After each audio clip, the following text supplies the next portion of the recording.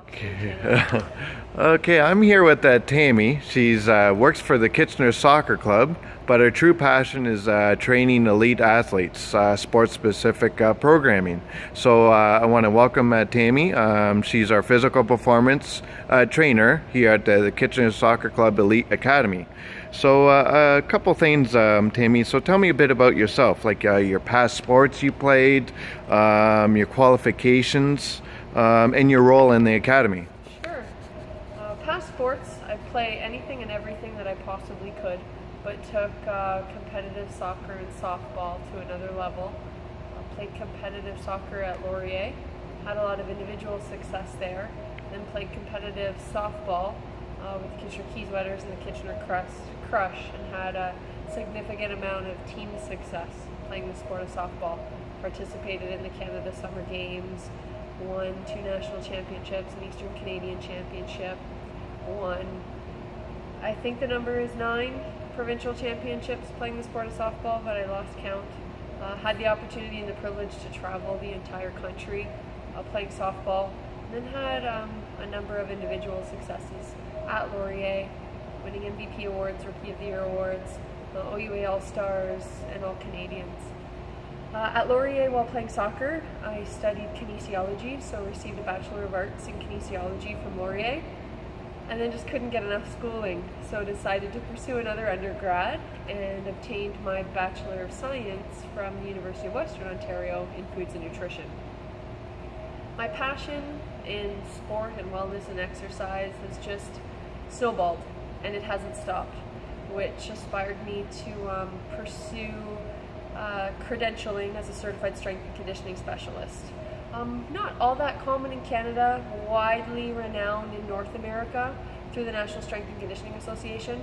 It's like a personal trainer, but the difference is with your CanFit Pro certification, you take a weekend course and you could be all for naught. That could be all of your credentialing, that could be all of your expertise, and you can no longer pursue higher standards, current education, recent trends.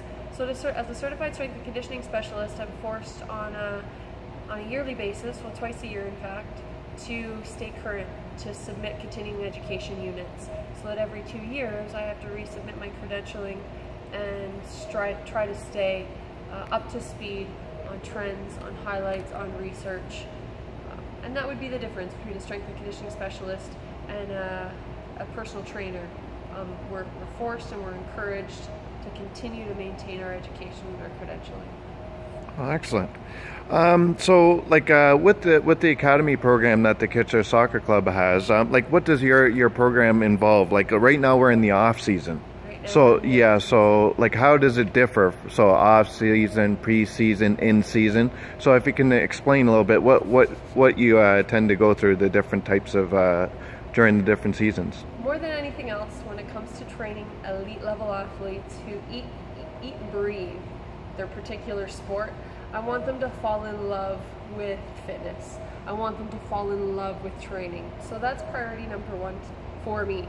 Introducing them to different pieces of exercise modalities like your Bosu ball and your exercise ball and your kettlebells and your TRX offers just a little bit of variety and fun for our athletes. Using those pieces of equipment, I like to incorporate high intensity interval training most of the time during our circuit program or our lifting program. During the off season though, and typically throughout the course of a full year training regime, we like to highlight or focus a couple different elements of fitness throughout the course of a month or 2.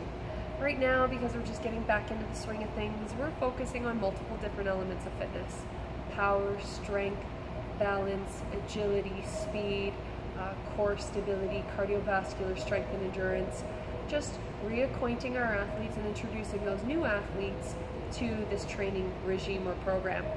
Once the athletes become familiar and as they grow a little bit accustomed, what we do is we like to focus, especially in the off season, on developing pure strength and power. So retracting a little bit from high intensity, go interval stuff, and instead getting them to build a little bit more mass while maintaining their flexibility. As we move closer to the start of the outdoor season, we'll focus a little bit more on core stability and balance. Moving closer to the start of the outdoor season is when we'll focus on agility and speed. And then as soon as we get outdoors, right before the start of the outdoor season, is when we really start to hammer home and focus on cardiovascular strength and endurance.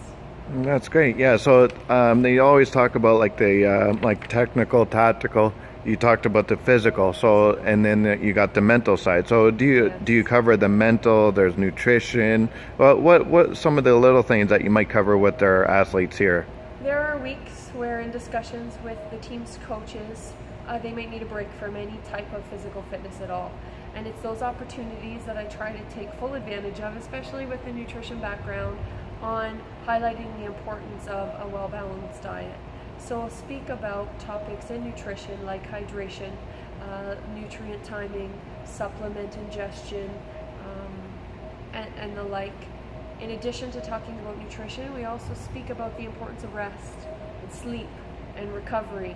Oftentimes that gets overlooked, and we're of the adage or the mandate that 100% all of the time is what's going to make us an elite level, high performance, top-notch athlete, which is the case at times, but we also have to make sure that we're incorporating rest and recovery into those principles and training programs.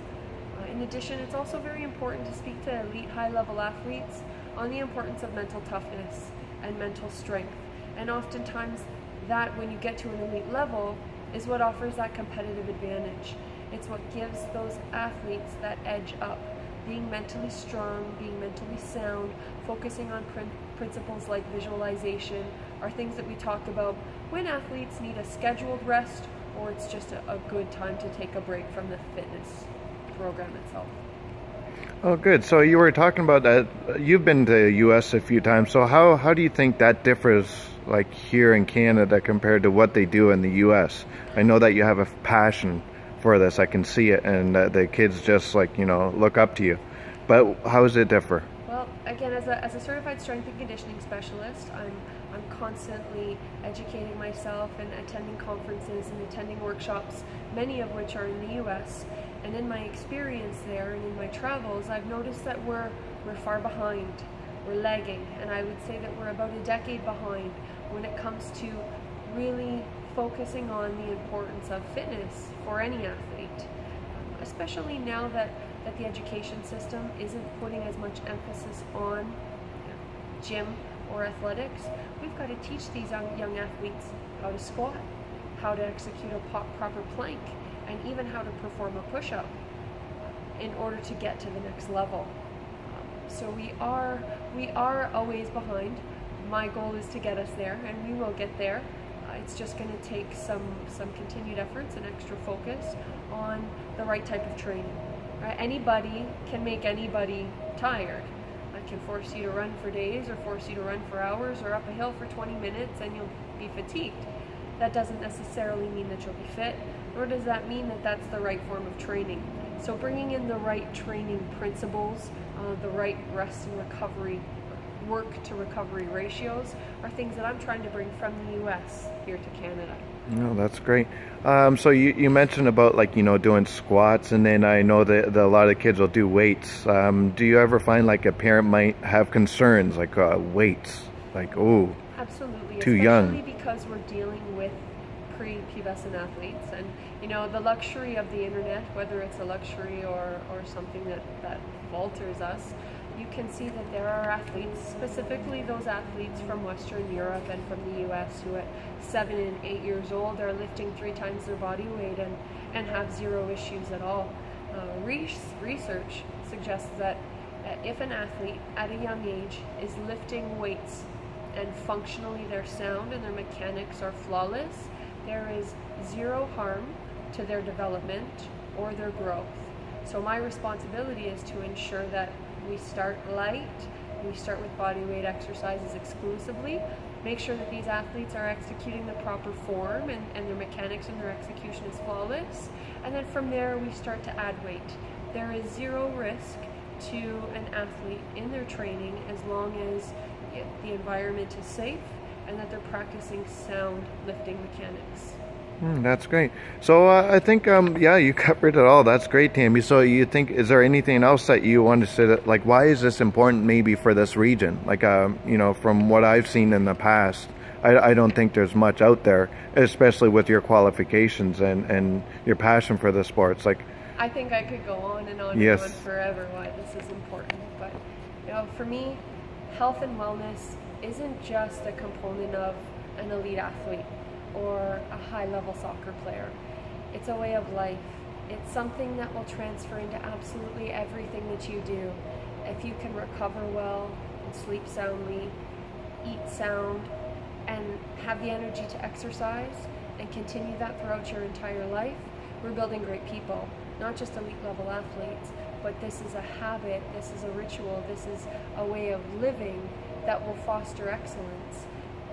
Within the Academy program, we strive to be our very best, and our expectations and our standards are one second to none, in that we've got to teach these athletes to train. And when we do that, when we instill and we enforce those values in kids, that's everlasting. Those are things that they're going to take to their relationships, to their family well-being. It's going to make them great students, good employees, and just sound people. well, thank you very much, Tammy. So I know the group of girls that you're with today, I'll take a couple snippets of it, but they call it Tammy training. So it's appreciate the time that you've given. Sounds good. Thank you very much.